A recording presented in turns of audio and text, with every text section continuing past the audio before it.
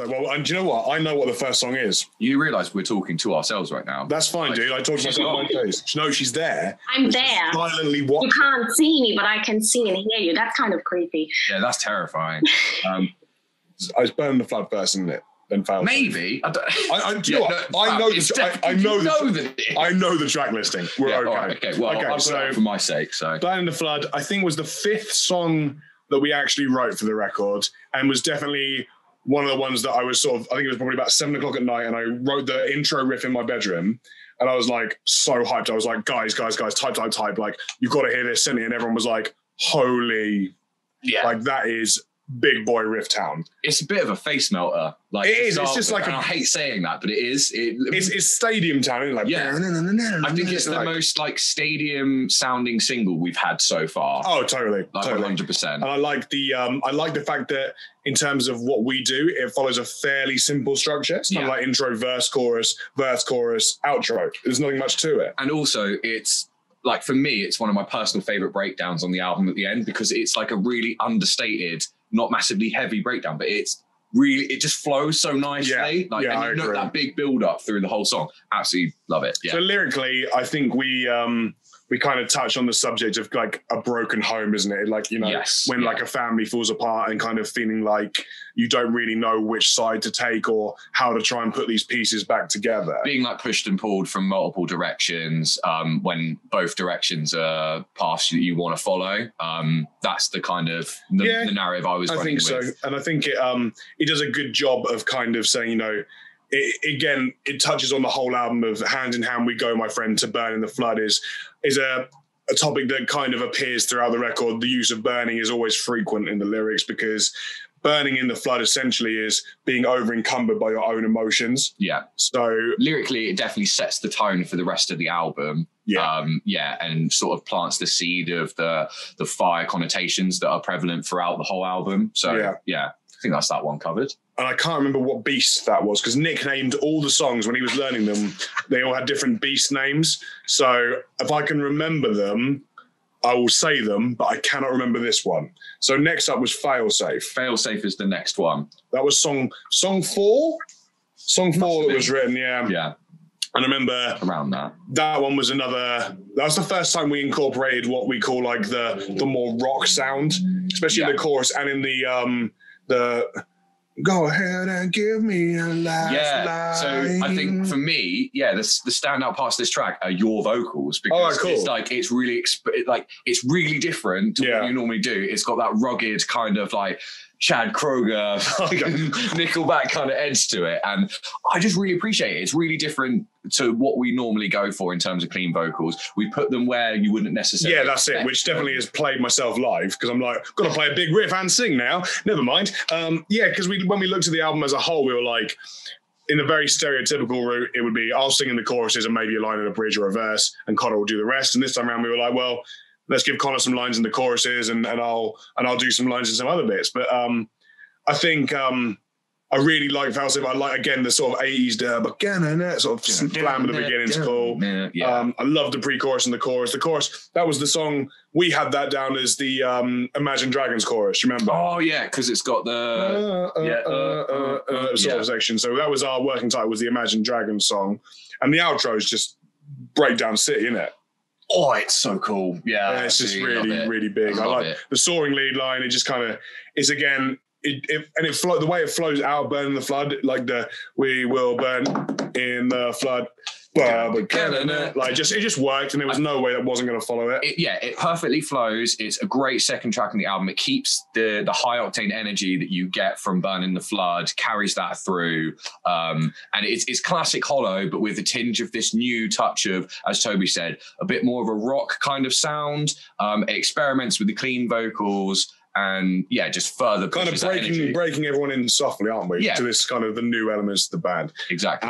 Which comes to track 3, which is Ricky Martin Beast, which is in Retrospect. In Retrospect. Which is a really cool song, because for me, it's the end of the In Moment Memory lyrical content throughout our band, because you then have In Moment, follows the album, In Memory, which ties up the second record, and now you have In Retrospect, which has some lyrics that tie back to that period in my life, but also does a good job of showing our fans how much they supported us through that touring cycle. Yeah, I'd say it's an ode to In Moment in Memory. Definitely. Is how I would put it. Stylistically, in terms of like music as well, I think it very much feels like it. It feels like a slightly happier track from In Moment in Memory. Yeah, like, definitely. Because it's got positive kind of undertones. It's like you guys like helped me through this. Yeah. I in turn helped you through your own personal turmoil. Yeah. It's you kind of like literally like just tying up that story. And like saying like I'm like a fire burning a path through water. It's saying that, you know, you can get through something that almost feels like it's impossible. Yeah. And in retrospect, like, as I say, it's probably the closest thing to an In Moment Memory song in terms of sound on this record. But for me, it takes everything about In Moment in Memory with this new tinge again, and just sounds wicked. Like the verse, like the Ricky Martin bit, just can't get enough of it. I love those sort of riffs, and that kind of riff appears a lot on the new album. Yeah, it's like chaotic but technical and like intricate. We always and a little bit of interesting fact is like there's riffs like that in quite a few songs. There's a riff that's kind of like that in Monarch, in 7 Years, and those sections we called them like the Command and Conquer Red Alert bits for any like video game classic nerds here. Like the theme tune for those games was like proper in that sort of style. So like for me, those riffs I was always like, it just reminds me of playing like a video game as a kid. So that's why that's like that, and that goes on to Monarch. Yeah. Oh, this would have been the 7th song we wrote. Yeah, and I'd say it's arguably one of the strongest tracks on the album. From my personal opinion, it's one of the songs that I like to call like a safe bet because every part of it slaps. Yeah, like everything from like again, you've got this almost Nickelback kind of intro with the floors of the like riff that goes through. Then you've got this like Slipknot inspired verse and breakdown later in the song. Yeah, big boy metalcore chorus 101, of course. And then like, you know, there's these other bits that link into that and play into it, and it does a good job. Lyrically, I think it's really strong. I love the chorus hook is one of my favorite choruses. I love the outro of this song. Like, it reminds me of listening to like old post-hardcore-y kind of bands and like early metalcore bands like Growth and stuff like that. Like, it's just got like the way that you've got the harmonized kind of lead line and just the simple chugging with the "you're just another ghost" line like echoing. Like, I absolutely love it. It's one of those ones when we kind of got the first masters back from the album, we were like, this is going to be a good live song, isn't it? Yeah, it's going to be just the synth for it, like absolutely, like Randy, who we got on board for the project as well, like absolutely. Yeah, Randy Slough, so this American dude, Grammy nominated sort of post-production dude, absolutely killed all the production elements on this record, and it definitely shows in Monarch especially, like just how much. I feel like it really highlights how it much kind of like takes what we've done and threw like another layer on there. That we were listening to some of it, and we'd first, like on our first pass listening to some of these songs with his parts added in, we'd be like, oh my God, do we like that? And then on the second listen, you're like, oh my God, I see what he's done there. It's completely changed the way I feel about this part. And it's really, really helpful to have this foreign sort of opinion just having an outside opinion. Like just having someone put that touch that you didn't think was needed, but then when you hear it with everything else, like it's like, wow, I didn't even think of putting something like that in there. So like it really widens the perspective. And it took a lot of pressure off me because normally I handle the production elements of the band. So with that being outsourced this time around, I worked really closely with Randy. We go back and forth about how I heard the songs. I'd send him ideas of what I think would happen, and he'd develop those, or go, that's cool, but what if we did this? And 9 times out of 10 we'd be like, yeah, you're right. Allowed us a lot more time to spend with vocals this time round. So that means track 5 is Better Days. It is Better Days now, yeah. That was the 10th song? It's one of the later songs. It was one of the songs. And this was the song of me being like, Trust Boys, because everyone was like, are you sure? Are you sure, TD? We were, if I'm 100% honest, I don't think many of the guys in the band were like 100% on board with this track to start with. I was a bit on the fence to start with, but then when I started hearing it fleshed out, heard the synths come back from Randy on there, and like once Toby had like finally tracked the chorus and stuff, like it's just a pop punk banger. Is the only way I describe it. It's classic Hollow. It's very Heartsick. Heartsick Hollow done in 2021. Yes. And I went out with my personal brief to write is, what if I wrote the song Heartsick now? This is kind of what you get. And what I think was the the crowning glory for me with this song is that no one really got it until we shot the video. Yeah. And then we did one take of the full band shots of the video, and everyone looked at me and were like, "You were right." And I'm like, "When am I not?" It's because like the way that like you'll see it when the video drops, but it's just so fun. It was just so much fun to shoot. We were literally running around like it was like our first show as kids. Like we were like losing our minds. In regards to like this video, the parts for a Hollow song, it's actually quite straightforward to play. So it enables the good old days when we weren't there going, "Oh my God, I got a riff at a million miles an hour." It's a case of we got a bit of chug, we got some fun chords to play. We can just jump around and like. It can go in the set, and the sing-alongs immediately going to be massive. And it's just a feel-good song. And like having done in Moment Memory where, you'd have these positive moments, but it's a bit of a slog to get through because it's such an emotionally driven record. The lyric, "I'm alive and that's okay because we've been holding on for the better days." Not only does it sum up perfectly where the world's been without live music, but it sums up, the fact that you can get through pretty much anything and just, you've got to hold out for better times ahead. And I love well, go ahead and tell me what it's like to be relevant line that we threw in there. Oh yeah, because we don't see ourselves as... We've always been the lame band. We've never been the cool band. So like, it's kind of a little, not like it's in jest, but it's a little dig at like our peers that like, we're just like, you know what? We're just no one ever cared what we were doing, did they? Literally. No one's ever really given a shit. It's like, oh my God, it's more lame metalcore from Hollow, and we're like, you know it. Shouts out to Reddit. Yeah, that's it. Reddit love us, by the way. If you're on Reddit, check us out. Can't say enough good things about us on Reddit. Right, so that takes us to Nerv featuring my main boy, homeslice.com/the real OG. So Nerv was song 6 and was called song 6 for a long, long time. And that was probably born out of listening to too much Reverence by Parkway, that intro riff. But again, it was another stadium boy, wasn't it? Yeah, exactly. It's the amount of like, that song was literally like, okay, standard Hollow chorus, and then we're going to add a Beartooth bit, a Parkway bit, and a Trivium Ascendancy era bit. And then the rest is irrelevant. As long as we get some Haze in there, we're done. And that's essentially what happened. Yeah, and then we were like, do you know what we're going to name it after? That massive organization from Neon Genesis Evangelion, and we were like, "Yep, cool." Anime title, Trivium section. It's got the big Beartooth breakdown. Again, it's got a lot of sections that are not typically Hollow, but done in a Hollow way. Yeah. And in terms of lyrical content, it's really the first time we've ever, and not massively done, but we touch on like the state of the global like sort of like politics side of things, and like.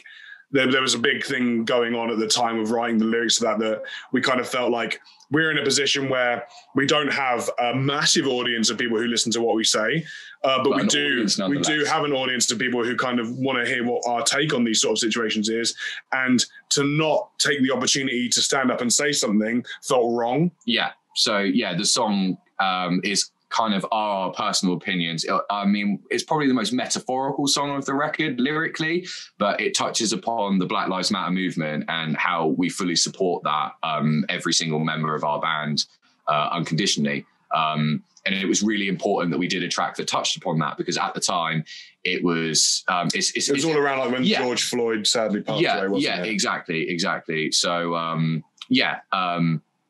think that track kind of speaks for itself lyrically. The message, although it's metaphorical, it is quite straightforward at the same time. And as Toby said, we very rarely touch upon political matters, but this was so important that we felt like we needed to put our... Yeah, there's like two songs, and then the next song I think is actually the other one, where the lyrical standpoint was really, really important to get across. And like having Ollie, who's been our photographer for years now, the vocalist of the band called The City Is Ours, who've been some of our best friends and like band buds for years, was just a really nice thing, because he's such a good dude. And he's been part of the family, hasn't he, for such a long time. Yeah, like Ollie wasn't even, I mean, we obviously knew it was going to happen, but like Ollie wasn't even announced for City Is Ours at this point in time. He wasn't in a band, but like, he always jumped. If you've come to a Hollow show before, you've probably seen OD come on stage with us and do a guest spot. Do a little bit or something. Yeah, like we always try and get him on for like a couple lines here and there.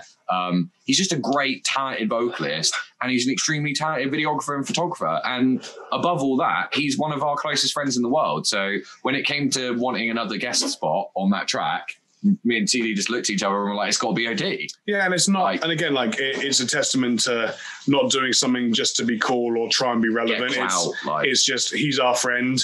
He adds to the track. We want to do it. Yeah, if we didn't think his voice was perfect for that section, then we wouldn't have included him. And that's in no way a dig at him or disrespect to him. It's just that we're lucky that we're surrounded by some really talented dudes. And that's pretty much it. So I think this is the only part of the record where I may be wrong. I think Overcast is next. Smashed it. Yeah, Overcast next. Winner. Beat Google, now I'm beating SoundCloud.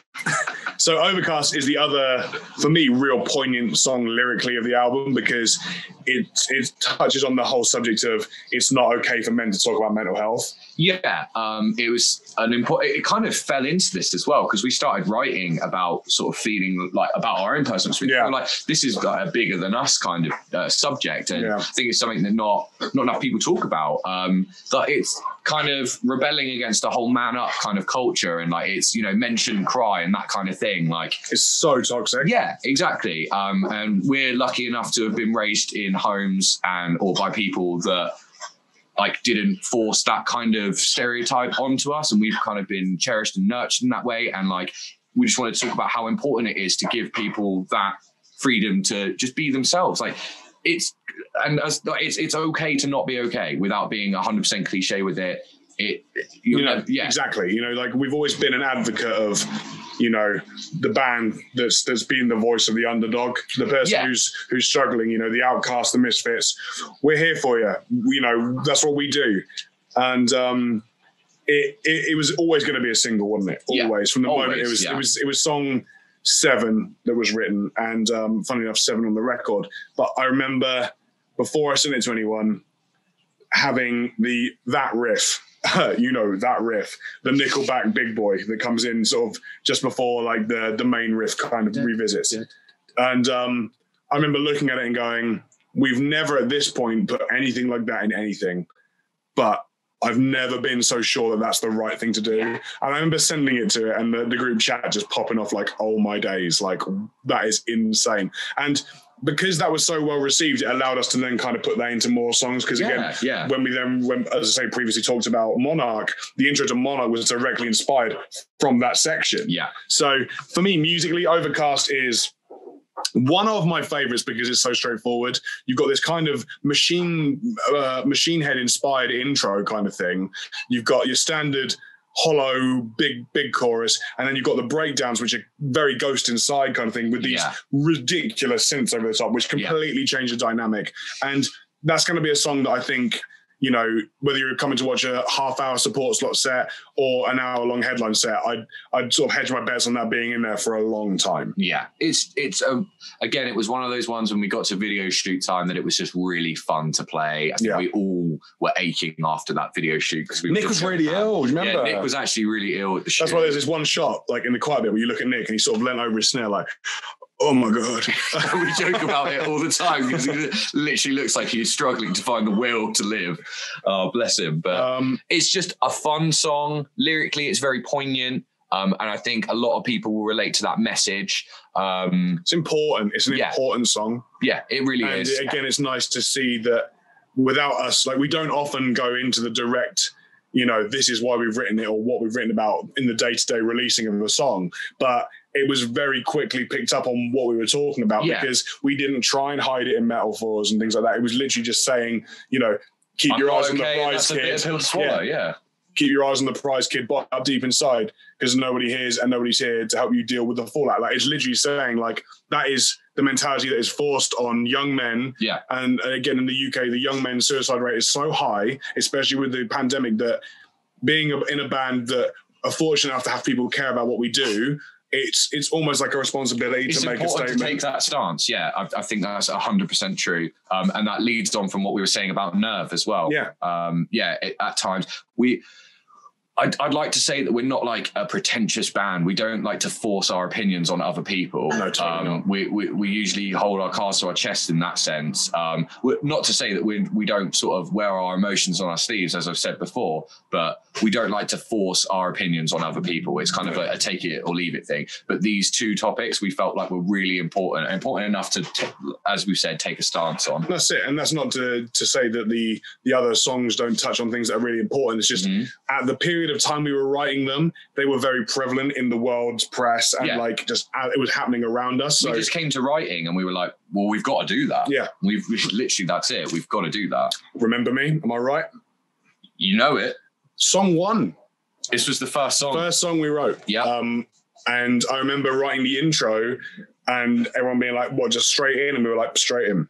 No holds barred, like big metalcore section, big sort of like, you know, aggressive. And it's I would argue up there in the top 3 saddest songs of the record. The chorus is got that real anthemic Amity Affliction kind of vibe to it. And it's just really sad. And this song touches upon lyrically it's almost written like a perspective of a suicide note, isn't it? Which kind of follows on from Overcast. Someone contemplating suicide. Yeah. And like, you know, feeling that you've kind of run out of chances or run out of ways of coping, and like it is a sad song, and like it needed to be conveyed, you know, can I just be all right for a little while? It's something that everyone has felt at some point. It's that feeling when you're, you know, lying in bed for the 3rd day straight and you're like, you know what, I still can't get out of bed today. I still can't even bring myself to get in the shower because like, and you don't even know why. You're just sad, and you wish more than anything you could feel differently. Like that is an emotion that I know at least 3 or 4 members of my band have all been through at some point in time, because life is fucking like hard. It's one of my favorite choruses on the record easily. Mainly 100%. Again, like vocal melody I was really proud of. Randy killed it. But my favorite section of the song, apart from, which I'll get to in a minute, Rio's absolutely ridiculous guest feature, is the section before that where your vocals and the aggressive sung vocals kind of go between the voice in your head and your conscious state. Don't do something you'll regret. Yeah, and because it's basically almost like having the conversation with yourself, isn't it? You know, the voices in my head sort of line, and then like, well, I've never been fond of the company. You're like, you're yourself and your voice in your head kind of going at it. Yeah, I think that's really cool. Yeah, that's a cool approach we took to that section, which we haven't done before. It's literally someone having a conversation with themselves, as you said. Yeah, like the inner voices. Kind with Rio, what do you need to say? Decimated it. We got the files back, and I was like, yeah, why do we bother?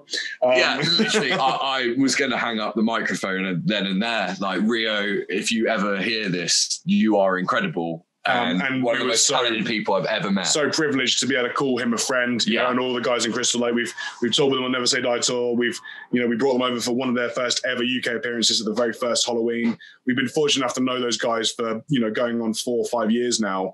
And I love them. I love them all as people. They're great. One of the best, probably the best live band I've ever seen. Yeah. And to have him on the record was, again, it wasn't written for him. But as soon as the idea was sort of tossed around the chat, it was never going to be anyone else, was it? There was no way it had to be. It had to be Rio. Just we needed someone that was going to get lower than me and was going to get heavier than me, and we were spitballing names, and we were like, we want it to be like a plate. We said earlier with about OD's guest, we didn't want it to seem like we were chasing clout or like just trying to get a name in there. People we know, isn't it? We were like, who's reckon to be down for it, and who's going to actually elevate the track? Like, if we're just talking about the music here, what's going to add to the song? And Rio literally turns everything he touches into gold. So it was a natural. And it's funny because on the Never Say Die tour, we toyed and spoken about him a couple of times. Like, would you like to be on a song at some point? He was like, I'd love to. Come, you know, really down for that. So when we sent him the song, we're like, you down? He was like, yeah, I'll be in the studio tomorrow. Like, like it was get it done. Yeah, and then to have him be able to, like, we were like, look, we're going to do a video for this. He's like, can I be in this then? And we were like, yeah, what do you need? And like, he shot his parts on green screen over there with direction, fun enough, from Ollie with the camera specs and the location specs, what we needed. And, you know, he was so down and accommodating to be part of that song. And like, it just makes it tied up everything the song needed. Yeah. Yeah. And it's the first time we've ever had a guest vocal on a song that's been released. Like, obviously we've got Nerv, but it's not been released as a single. And yeah, this is the first time we've ever had a guest vocal. And who better to be, really? Yeah, that's who better to have? Yeah, couldn't be happier with it. It's going to be Children of Manus. This was, I believe, the last song we wrote for the album, because we wrote Better Days and we always went out with the intention to write 10. We wrote Better Days and I was like, this is so far the other way that we need to balance out the yin with the yang. Yeah. So I was like, Anger, so the interlude from Emote and Memory, has always been a poignant part of the live set since we've released the album. It's been a crowd favorite. And it was like, well, what if we took the idea behind that and did a song for that? And I was like, a whole 3.5 minutes without singing is great for me live. So I was like, right, okay, let's see what I've got. And I think probably the quickest songs to write in the entire album. I think I knocked it out in about 3 hours. And it's just, as Connor mentioned earlier, like lyrically, we were both playing a lot of Dark Souls, the first game and the series over lockdown, and it touches on, you know, the idea of losing your own humanity by your actions. And like obviously, if you played Dark Souls, it's all about losing humanity and things like that. And Manus is this creature that lives in this area that was a human, and he's fallen so far into darkness that he's become this giant beast that absolutely decimates everything it touches. And like lyrically, we're like, well, that works. Yeah. So we wrote it from his perspective, really. Yeah, it's like his descent into insanity and losing his humanity. And there's lots of trigger words for Dark Souls in there. We've managed to get Cinder in there, you know, there's bonfire, Soul, obviously. Like, there's quite a few words in there that are all little triggers. But it's still really relevant, isn't it? Like you can feel like that. We felt like that as individuals. And it's just really aggressive. Like taking away the constraints of knowing that there was going to be parts where I had to sing really allowed me to be like, I'm just going to play really heavy parts. Yeah, and the breakdown is like anxiety in a metal song form. Yeah. Like it's chaotic. And I remember you writing it and us both just being like, oh my God, I think that's the heaviest thing we've ever done. And not because it's just, not because it's just like in your face heavy. It's just like, what is happening? Like, because even after Lockie's guest feature, and you think it's going to drop, it goes to like the dum dum. It's not even slow. No, it's so heavy. Again, it's like a Slipknot inspired kind of area. And the synths sound like it could be something out of Doom. Yeah, like, that's it. That's exactly it. Like, you know, like that was definitely on the brief for Randy for that one. Like, make it sound more like Doom. Yeah. Ultimately, we're just nerds, and we want it to sound as much. I remember sending the first sort of minute and a half through to the group chat. And everyone being like, oh, the breakdown's sick. And I was like, boys, that's the chorus. And everyone was like, oh my days. But yeah, really good song. Again, Lockie, we met on the Never Say Die tour. We were like, there's, you know, we looked at the section where his feature is and we were like, that's got to be Lockie. Before we'd even written the lyrics, we were like, that has to be Lockie. Dropped him a message. Australia was in a lockdown. He was like, dudes, can you wait till I can get to the studio because I really want to do this. Yeah, we managed to make it work. He sent over his files and we were just like, that was the right call. Oh, such the right call. I think it was Mike that put the idea, our manager, on the table first, because we weren't even sure if it was going to have a guest. And then like the moment that idea, the seed was planted, it was like, oh, it has to be. It would have been gutting if it hadn't happened, because you'd always kind of, you always know that the guest features are right. And again, this is the first time we've had any guests, and we've got 3. But when you write something and then a name is said and you can no longer hear it unless you're hearing it in their vocal style. He's got such an iconic vocal style for like a band that's not been on the scene like a crazy long time. Like not like the international scene for a long time, but like, it's just got an element of its own individual flair and it adds something massive to the record. That's Blood. Blood now, the most, I would say, controversial song on the record. Is that a fair statement? I think so. So lyrically, I wrote it for my mum about how I felt I could have done more with how much she struggled when my dad died. But it also kind of goes on to tell this sort of story about how, you know, you do anything for someone who you care about or you love as in your family. Yeah.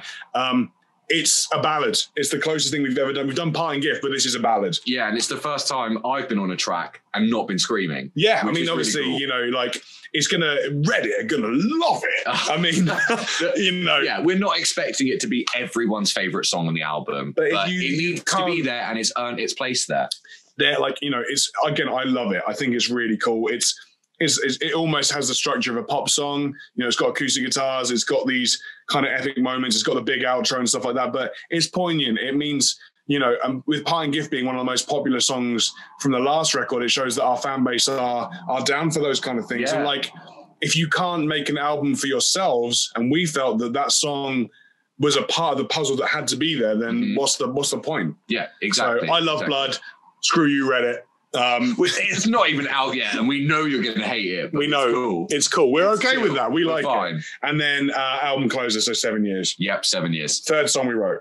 It is, yeah. It was right up there. One of the ones you wrote. In fact, I think as we wrote Remember Me, the intro for 7 years went around for a while because we couldn't get out of the chorus into something else, and then all of a sudden it kind of just clicked. Yeah.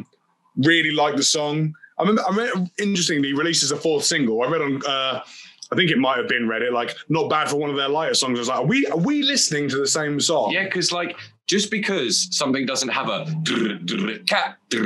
kind of breakdown doesn't mean that it's not heavy to us. Like, we hear a crazy riff that's really down tuned and it's just got some hectic drums behind it, and we're like, that's heavy. Yeah, like, and it's heavy without being cliche heavy. Yeah, exactly. It doesn't have to be, like one of those 2008 montage videos on YouTube of the best breakdowns of 2008 to be heavy. No, it doesn't have to fit a criteria of being heavy. For us, it's one of the heaviest songs on the album. I really like it. I love the again, Parkway inspired outro. The lyrics are very poignant and sad about people who struggle with like being addicted to like toxic situations and things like that, and being unable to find a way out.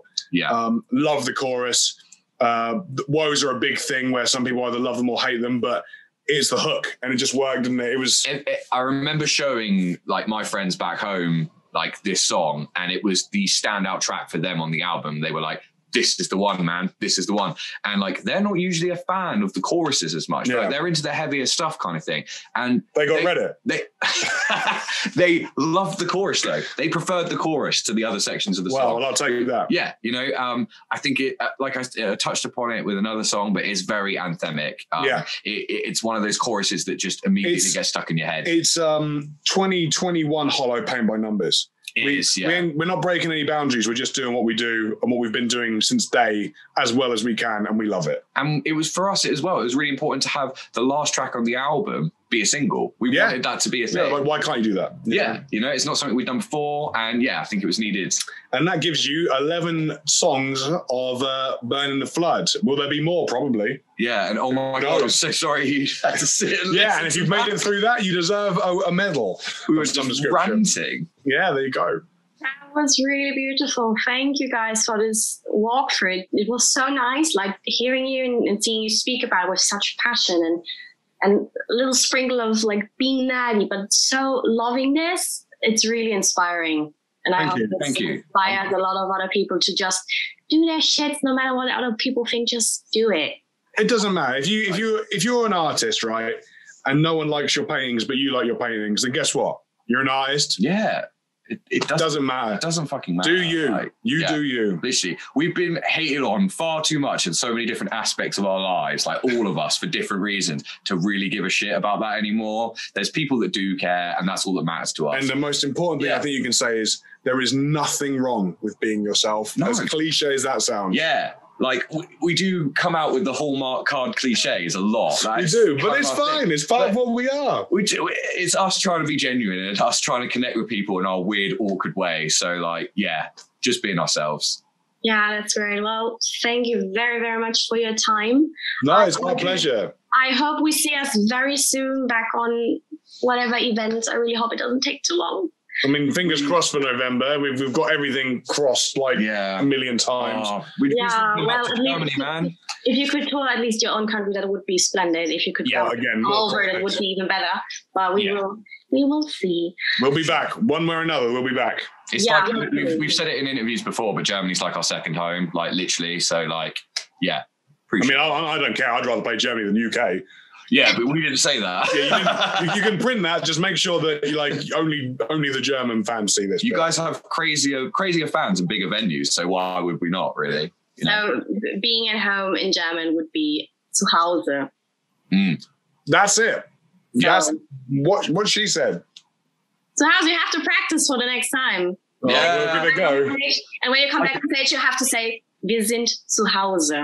I can only say one sentence in German from school, and it is not helpful in any way, shape, or form. I will say it, and you can tell me if it makes any sense at all. Oh, go ahead. Können wir in der Ecken sitzen, bitte? That's the only thing I can say. That's not true. That isn't true. What other thing can I say? Something about the Melch. Oh, ich habe de Milch. Ich habe de Milch. I have the milk. I have the milk. I don't think that makes sense. Yeah. But the other one should be, can I sit in the corner, please? And that's the only thing I know how to say. Well, you could say it in a restaurant and be like, can I sit in the corner, please? Which makes sense. Yeah. And then you could be like, could I sit in the corner, please? I have the milk. There we go. Thank you so much for taking your time to speak to us. Like we love all our German fans. We love you guys in MoreCore. You've done so much for us as a band, and like, please don't ever think it doesn't go appreciated, because it really does mean the world to us. Yeah, and thanks for supporting my Heresy stuff as well. Like, genuinely, really appreciate that. Thank you. Yeah, it's been great. Like, we can't wait to see what comes next. There's more on that front coming. I'm working on it, but obviously lockdowns affected that a lot more than it's affected Hollow. So it's coming, but yeah, appreciate the support. Thank you. Yeah, we'll be patient. And for the next one, I will prepare more translations. More games. More games. More games. That game was lit. Yeah. Let's do it. Awesome. So, yeah. Thank you very much. See you soon. See you soon. Bye. Bye. Bye. Bye.